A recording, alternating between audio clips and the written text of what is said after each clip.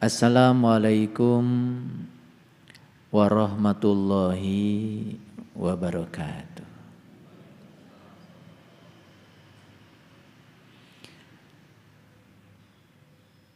Alhamdulillahillazi nuri qulubana wa binuri ma'rifati wal isbatul yakin wa adkhilnal ma'al awliya'i was solihin wasyuhada wasyiddiqin. Asyhadu an la ilaha illallah wahdahu la syarikalah rabbul alamin wa asyhadu anna muhammadan abduhu wa rasuluh asrafal anbiya'i wal mursalin sayyidina muhammadin wa ala alihi wa sahbihi ajmain. Subhanaka la ilma lana illa ma 'allamtana innaka antal alimul hakim. Subhanaka Allahumma rabbana wa bihamdika asyhadu an la ilaha illa anta astaghfiruka wa atubu ilaik. Astaghfirullahaladzim. Astaghfirullahaladzim. Astaghfirullahalazim allazi la ilaha illa huwal hayyul qayyum wa atubu ilaih min jami'il ma'asi wa dhunub la haula wa la quwata illa billahil aliyil azim.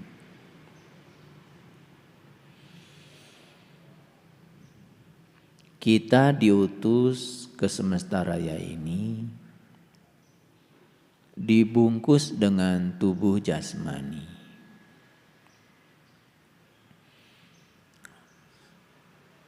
Unsur-unsur pembentuk tubuh jasmani adalah unsur-unsur yang ada di bumi ini. Aslinya kita ini adalah makhluk cahaya. Aslinya kita ini adalah makhluk spiritual. Asal kita itu dari akhirat dan diutuslah kita ke dunia ini. Jadi akhirat itu bahasa Arab artinya adalah terminal akhir sekaligus juga terminal awal kita. Kita asal dari Allah dan akan kembali kepada Allah. Jadi terminal awal kita Allah, terminal akhir juga Allah.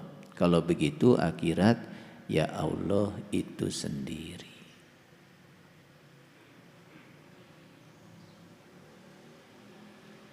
Jadi kita diutus ke semesta raya ini tidak telanjang. Tidak sebagai makhluk spiritual saja. Tidak sebagai makhluk cahaya saja, dibungkus dengan tubuh yang terbuat dari unsur-unsur yang berasal dari bumi, karena memang tugas utama kita di sini adalah membangun peradaban di bumi. Jadi jangan suka mencibir sama orang-orang yang punya semangat membangun dunia ini dengan mengatakan, wah dia itu dunia banget. Dan kita selama ini terjebak mengatakan orang soleh itu adalah orang yang meninggalkan dunia, yang menghabiskan seluruh waktu dan hidupnya seakan-akan untuk urusan akhirat. Padahal sesungguhnya tugas kita yang utama adalah bangunlah dunia ini dengan membawa nilai-nilai luhur yang dibekalkan dalam ruh kita. Nilai-nilai luhur yang dibekalkan dalam jiwa kita. Karena ruhku yang ditiupkan ke dalam diri kita adalah bagian dari dirinya. Dalam ruhku itu melekat ada zat, ada sifat, ada kreativitas, juga ada asma. Jadi semuanya lengkap di situ. Itulah bekal kita. Jadi dua bekal kita yang utama, bekal yang pertama adalah nilai-nilai keilahian yang harus diwujudkan menjadi nilai-nilai kemanusiaan. Dan bekal yang kedua, kita dikasih tubuh untuk berkarya sebagai kendaraan kita di semesta raya ini. Itu sebabnya setelah selesai kita berkarya di sini, ya, sang ruhku yang ditiupkan itu, ya, tidak akan tinggal di sini lagi. Tepat pada saat tubuh ini sudah tidak layak pakai lagi untuk meneruskan perjalanan di semesta raya ini. Jadi siapa orang yang sukses di semesta ini adalah mereka yang telah berhasil menjadi manusia paripurna. Siapa manusia paripurna itu? Manusia paripurna dirumuskan dalam kearifan lokalnya orang Jawa Barat dengan 6 terminologi lokalnya orang Jawa Barat. Yang pertama, manusia paripurna itu yang sudah berhasil nulung kanu butuh. Ada yang butuh ilmu, ada yang butuh layanan kesehatan, ada yang butuh layanan teknologi informasi, ada yang butuh layanan psikologi, ada yang butuh layanan fotografi, ada yang butuh layanan spiritual. Silahkan. Nulung kanu butuh, awas. Bukan berarti orang yang butuh itu orang yang susah. Karena di semesta ini kita saling membutuhkan. Kita membangun rumah harus ada toko material. Setelah selesai bikin rumah harus ada toko furniture. Meletakkan kursi supaya nyaman, kelihatan bagus, harus ada ahli tata ruang. Supaya baju kita bagus, kelihatannya keren, harus ada ahli tata busana. Banyak sekali peran-peran di semesta ini.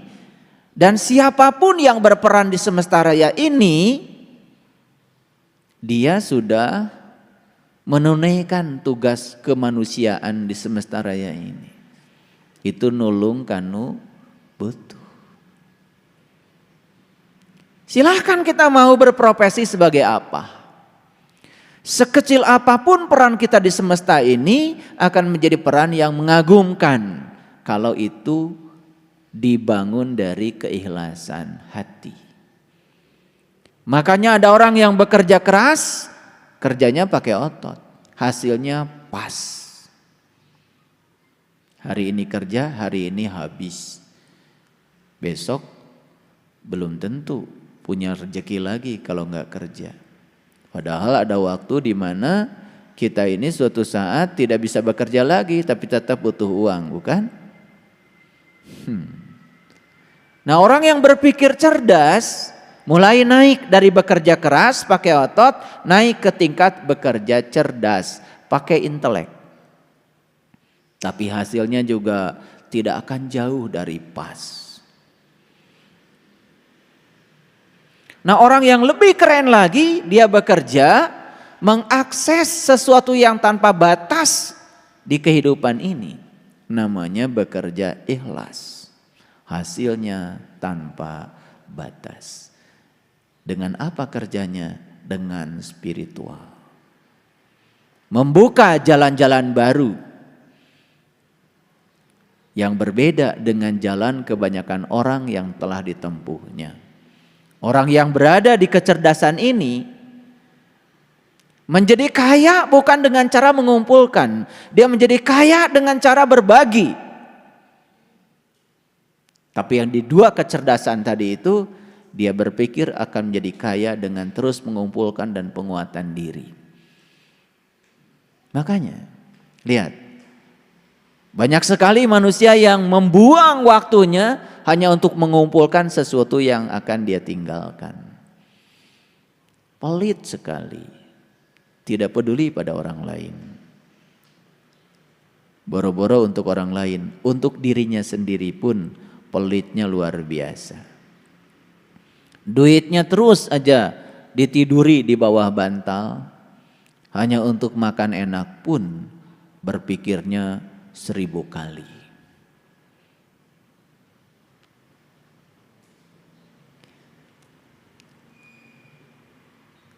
Yang kedua, manusia paripurna itu adalah nalang kanu susah.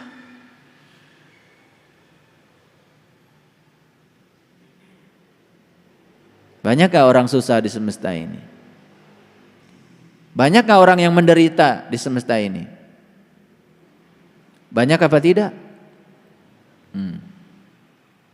Begitu saya bilang kata susah, yang terpikir oleh kebanyakan kita itu selalu saja urusan ekonomi. Padahal banyak orang susah di semesta ini, ekonominya luar biasa, berlimpah. Tapi susah.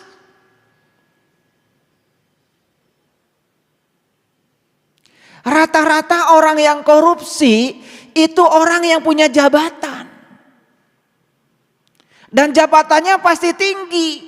Kalau jabatannya rendah, apa yang mau dikorupsi? Saya mau tanya, pinter enggak? Itu para koruptor itu kelebihan hidupnya apa kekurangan? Kelebihan apa kekurangan? Masih nyuri berarti kekurangan. Kekurangan harta atau perasaannya saja yang kekurangan? Perasaannya. Hartanya banyak, rumahnya ngajengleng, mobilnya banyak, jabatannya tinggi. Tapi masih saja mencuri, berarti dia masih merasa kekurangan. Itu orang susah apa tidak? Susah apa tidak? Susah. Kalau cerita orang susah nggak punya duit itu sudah selesai itu. Saya sekarang sedang cerita orang susah, tetapi kelihatan seperti tidak susah, pura-pura aja tidak susah, padahal susah. Paham maksud saya?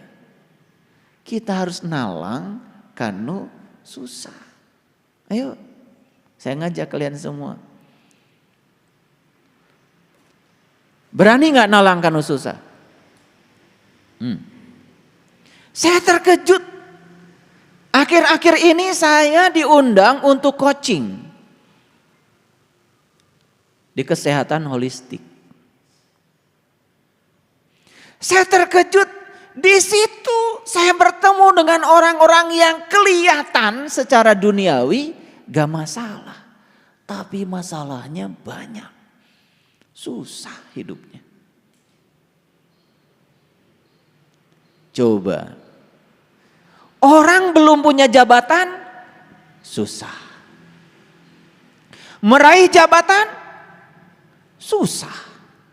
Setelah menjabat, tambah susah. Karena dia takut kehilangan yang sudah dia capai. Lihat tuh mereka bekerja keras untuk mempertahankan agar dia ada di jabatan itu. Karena setiap jabatan ada berkah jabatan. Dia takut kehilangan berkahnya. Susah apa tidak? Susah. Ini saya bukan nih pemikirannya. Karena lihat orang susah gak punya duit biasa kan? Ini kita lihat orang susah duitnya banyak. Kita lihat orang susah sekolahnya tinggi. Lihat orang susah tidak sekolah, biasa gak usah dibahas. Banyak yang sekolahnya tinggi-tinggi. Susah juga. Pikirannya susah, perasaannya susah. Yang diceritakan yang susah-susah, hidupnya susah juga. Paham maksud saya? Saya tantang sekarang. Ayo, mau nggak kita nolong sama orang susah itu?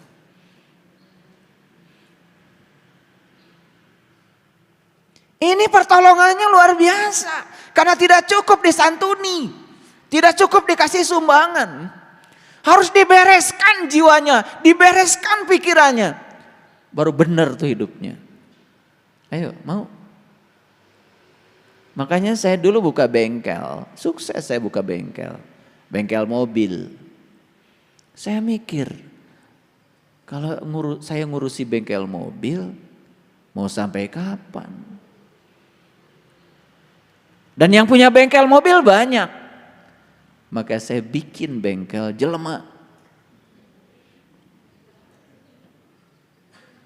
Karena yang ini hampir tidak ada saingan. Makanya mulai bengkel saya sekarang didatangi banyak orang. Ya. Yang rusak jiwanya, yang rusak pikirannya, rusak hubungan sosialnya, ambruk tubuhnya, mulai itu. Ini dalam rangka menjadi manusia paripurna. Yang ketiga adalah ngahudangkeun kanu sare. Membangunkan orang yang tidur. Orang yang tidur malam sedang istirahat, biarkan aja, nggak usah dibangunkan. Yang harus dibangunkan oleh kita yang sudah bangun tapi sare. Kelihatannya saja sudah bangun, tetapi dia masih tidur. Banyak yang kayak gitu. Nah ini pekerjaannya luar biasa. Membangunkan orang yang tidur biasa gampang. Pakai air segelas aja udah bangun. Tawarin kopi apalagi. Gampang. Tetapi membangunkan orang yang merasa seakan-akan sudah bangun. Padahal dia masih tidur. Dia tidak tahu. Tapi dia tidak tahu bahwa dia tidak tahu. Sok tahu. Kalau ngomong seperti orang yang tahu. Padahal dia tidak tahu. Cuman dia tidak tahu bahwa dia tidak tahu. Eta sasaran kita itu. Kelihatan sibuk dari pagi sampai sore. Tapi sare. Apa yang tertidur? Kesadarannya. Makan gak sadar. Jalan gak sadar. Ngomong gak sadar. Mikir gak sadar. Hanya menyadari napas saja yang ada di dalam dirinya. Sebagai sang jantung semesta yang memberikan kehidupan pada dirinya. Itu saja tidak disadari. Sibuk saja dalam proses mengejar dan terus mengejar. Diburu oleh waktu. Makanya mereka yang terus hidupnya diburu oleh waktu akan dilindas oleh roda zaman. Terus saja dilanda rasa tidak puas dalam hidupnya. Tidak pernah bersyukur. Kerjanya cuma meminta dan meminta. Dan orang yang masih meminta dan terus meminta itu tanda bahwa dirinya belum merasa diberi. Cuman karena memintanya habis sholat kan kelihatan soleh. Namanya doa.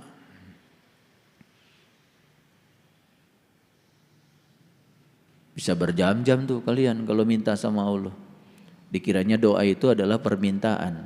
Padahal doa itu adalah ajakan, undangan. Allah itu hanya perlu diundang saja. Nikmati, syukuri kehadirannya. Kehadirannya saja sudah cukup membuat proses penciptaan terjadi. Kehadirannya sudah cukup membuat yang tadinya mustahil menjadi tidak mustahil. Cukup kehadirannya saja. Itulah. Yang keempat, nyaangan kanu poeken. Menerangi orang yang kegelapan. Nah, ini pekerjaan lebih berat lagi. Orang yang merasa tinggal di tempat terang seperti ini banyak. Tapi orang yang kegelapan di tempat terang lebih banyak lagi.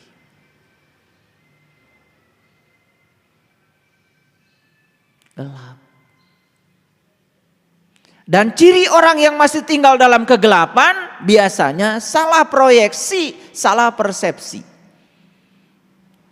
Coba lihat sekarang.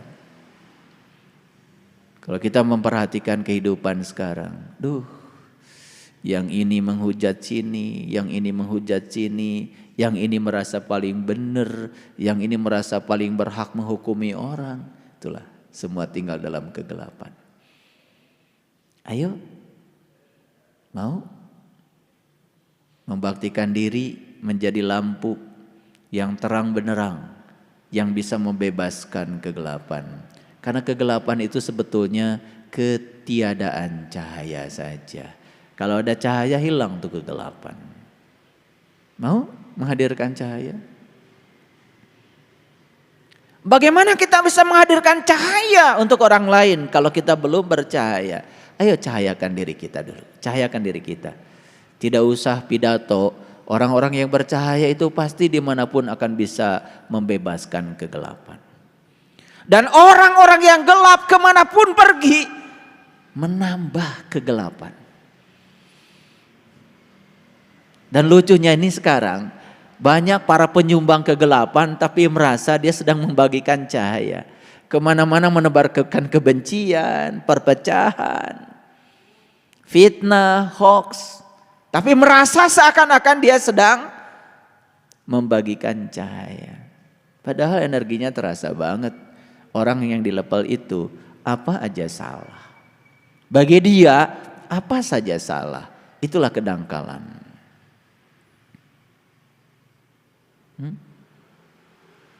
Yang kelima adalah nepakanu poho. Wah, ini kerjaan lebih berat lagi. Nepakanu poho itu berarti mengingatkan orang yang lupa. Lupa apa? Sekarang ini persoalan manusia yang paling besar adalah lupa pada jati dirinya sendiri. Lupa asal muasalnya sendiri. Lupa pada tujuan dia mau kemana. Lupa pada perannya di semesta buat apa. Banyak yang kayak gitu. Dan yang terakhir adalah nganter kanu keeng. Mengantarkan orang yang ketakutan. Problematika manusia zaman sekarang adalah takut menghadapi kehidupan sekaligus takut menghadapi kematian.